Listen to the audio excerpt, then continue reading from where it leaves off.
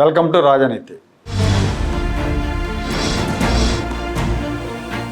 Goa governor Ashok Gajapathiraju గారి గురించి తెలియని వాళ్ళు ఈ రెండు రాష్ట్రాల్లో ఎవరు ఉండరు. ఆయన ఉమ్మడి రాష్ట్ర రాజకీయాల్లో అలాగే ఆంధ్ర రాజకీయాల్లో చంద్రబాబు నాయుడు గారికి సమకాలికుడు. ఇద్దరు కూడా 1978లో ఎమ్మెల్యేలు అయ్యారు. గజపతిరాజు గారు జనతా పార్టీ నుంచి, చంద్రబాబు గారు ఇందిరా కాంగ్రెస్ పార్టీ నుంచి ఎమ్మెల్యేలు అయ్యారు. తర్వాత 82లో ఎన్టీఆర్ గారు తెలుగుదేశం పార్టీ పెట్టినప్పుడు అశోక్ గజపతి గారు తెలుగుదేశం పార్టీలో చేరారు. ఆ పార్టీ గెలిచిన తర్వాత ఎన్టీఆర్ మంత్రివర్గంలో మంత్రిగా ప్రధానమైన శాఖలు నిర్వహించారు. అనంతరం చంద్రబాబు నాయుడు గారి హయాంలో కూడా కీలక శాఖల మంత్రిగా బాధ్యతలు నిర్వహించారు. కేంద్ర మంత్రిగా పనిచేశారు. ప్రస్తుతం గోవా గవర్నర్గా ఉన్నారు. ఇది అందరికీ తెలిసిన విషయం. తన సుదీర్ఘ రాజకీయ జీవితంలో ఏనాడు కూడా ఆయన వివాదాలకు తావు ఇవ్వలేదు. అవినీతికి దూరంగా ఉన్నారు. చాలా నిరాడంబరంగా ఉన్నారు. ఇది ఎవరికి సాధ్యం కాని విషయం.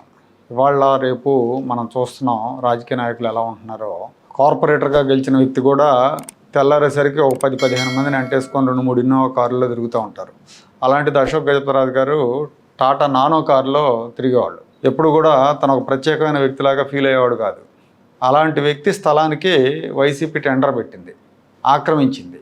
వైఎస్ఆర్ కాంగ్రెస్ పార్టీ ఆక్రమించింది జగన్మోహన్ రెడ్డి ముఖ్యమంత్రిగా ఉన్నప్పుడు. జగన్ 5 ఏళ్ల పరిపాలనలో అశోక్ గజపతి గారిని ఎలాగైనా జైలుకు పంపాలని కంకణం కట్టుకున్నాడు. తప్పుడు కేసులు బనాయించాడు. ఎక్కడో ఢిల్లీలో ఉంటున్న ఆనంద్ గజపతిరాజు గారి కుమార్తెను తీసుకొచ్చి మాన్సాస్ ట్రస్ట్లో ప్రవేశపెట్టారు. అప్పటి వరకు మాన్సాస్ ట్రస్ట్ చైర్మన్గా ఉన్న పూసపాటి అశోక్ గజపతిరాజును తొలగిస్తూ ప్రభుత్వం జీవో జారీ చేసింది. ఆ స్థానంలో ఆనంద్ గజపతిరాజు కుమార్తెని సంచేత గజపతిరాజు అనే ఆమెని నియమించారు. ఆమెకి సంస్థానంతో అసలు సంబంధమే లేదు. ఆమె పుట్టిన తర్వాత పుట్టకముందో మొత్తానికి ఆవిడ వెళ్ళిపోయింది, ఢిల్లీకి వెళ్ళిపోయింది. ఆనంద్ గజపతిరాజు గారి మొదటి భార్య. వాళ్ళని వెతికి పట్టుకుని తీసుకొచ్చి ఇక్కడ అశోక్ గజపతిరాజు గారికి చెక్ పెట్టాలని చూశారు. ఆ నియామకాన్ని సవాల్ చేస్తూ అశోక్ గజపతిరాజు హైకోర్టును ఆశ్రయించారు.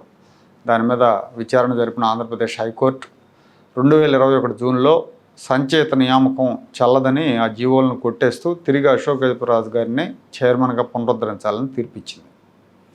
ఏదో ఒక విధంగా ఆయన్ని జైలుకు పంపడానికి జగన్మోహన్ రెడ్డి విశ్వ ప్రయత్నం చేశాడు. ఎందుకు చేశాడు అంటే, తను జైలుకి వెళ్ళాడు కదా జగన్మోహన్ రెడ్డి అవినీతి కేసుల్లో.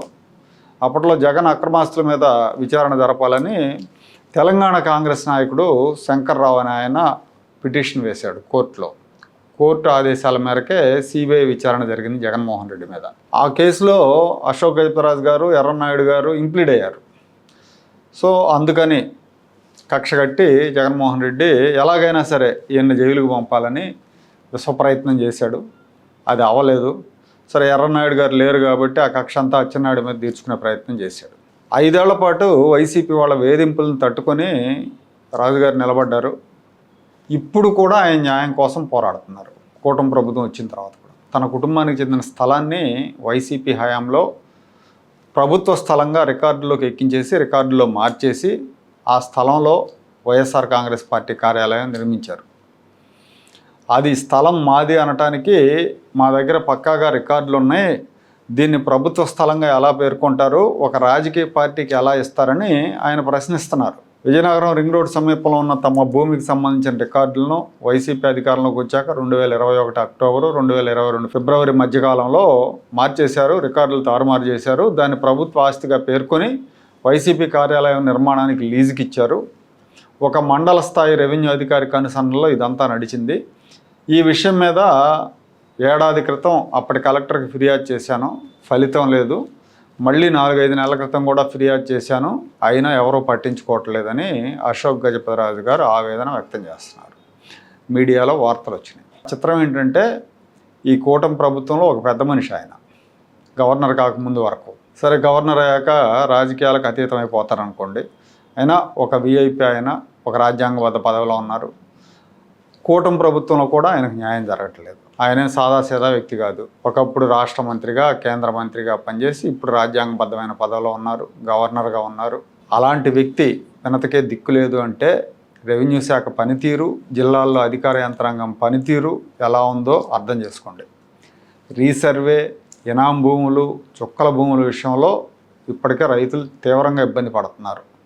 రెవెన్యూ శాఖ మీద బాగా వ్యతిరేకత ఉంది ఎంప్లాయీస్ కారణంగా. అవినీతి విషయంలో కూడా ఆ శాఖదే అగ్రతాంబూలం. రాజ్యాంగబద్ధ పదవిలో ఉన్న వ్యక్తికే సకాలంలో న్యాయం చేయలేని వాళ్ళు సామాన్యుడికి ఎప్పుడు చేయాలి? బాధ్యత లేని ఉద్యోగుల వ్యవహార శైలితో మొత్తం ప్రభుత్వ ఉద్యోగుల వ్యవస్థ మీద, ప్రభుత్వం మీద వ్యతిరేకత వస్తుంది. రాజుగారి వినతిని పరిశీలించి దాన్ని పరిష్కరించడంలో నిర్లక్ష్యం వహించిన అధికారుల మీద చర్యలు తీసుకున్నప్పుడే ప్రభుత్వం మీద ప్రజలకు నమ్మకం ఏర్పడుతుంది. ఉద్యోగులు ఒళ్ళు దగ్గర పెట్టుకుని పనిచేస్తారు.